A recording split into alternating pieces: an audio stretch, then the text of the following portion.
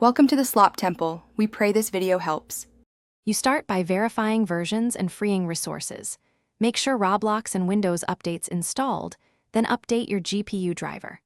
Once done, close heavy background apps to free at least 1 GB of RAM and check CPU use. Run Roblox as administrator so permissions aren't blocking files, and disable overlays like Discord or GeForce Experience because they often conflict. These first steps remove common permission and resource causes quickly, letting you move to deeper fixes if crashes continue.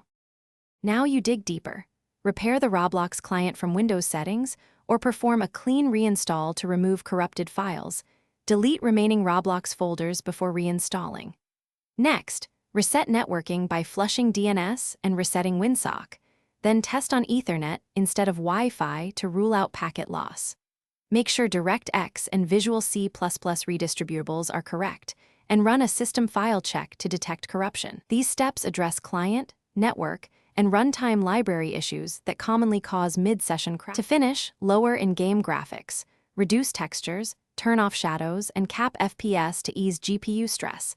This often stabilizes gameplay. If crashes continue, try a new Windows user profile or boot safe mode with networking to isolate software conflicts. Make sure to collect Roblox logs and note exact error messages and timestamps before contacting support.